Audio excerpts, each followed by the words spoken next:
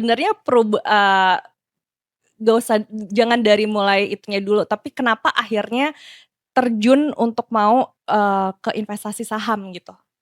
Awalnya tuh saya bisnis ya, kan mungkin kayak yang kita tahu kalau kita mau sukses itu kan selalu berbisnis ya jalannya gitu. Jadi saya awalnya memang bisnis-bisnis, terakhir bisnis yang jalan itu ekspor impor sebenarnya.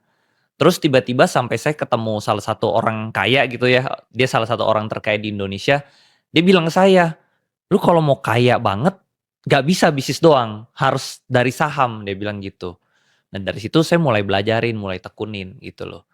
Nah, terus pas kebetulan di 2020 itu kan Covid ya, lockdown ya. Mhm. Bisnis saya tuh juga terdampak, karena kan saya bisnis ekspor impor tuh kan ambil barangnya dari Cina. Jadi saya nggak bisa impor, saya juga nggak bisa ekspor, karena Cina lockdown. Jadi mau nggak mau saya fokus di saham gitu loh.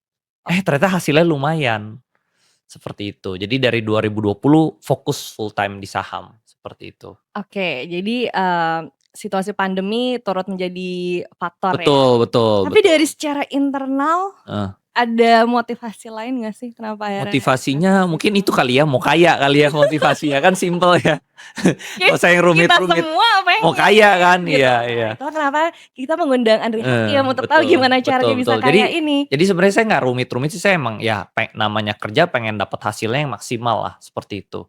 Hmm. Terus ya saya pas ketemu, bos itu ya saya belajar gitu, oh ternyata kalau di saham itu lebih cepet gitu, kan apa, pergerakan uangnya, kenaikan sahamnya itu kenaikan saham kan lebih cepat daripada bisnis ya.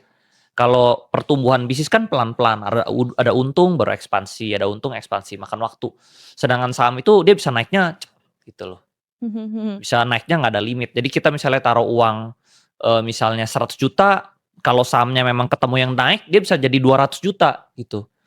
Lalu dari 200 itu bukan mulainya itu sedikit, 200 langsung ke 400. Karena dia double-nya itu compounding gitu loh, 200 ke 400, 400 ke 800, 800 ke 1,6, jadi cepet gitu.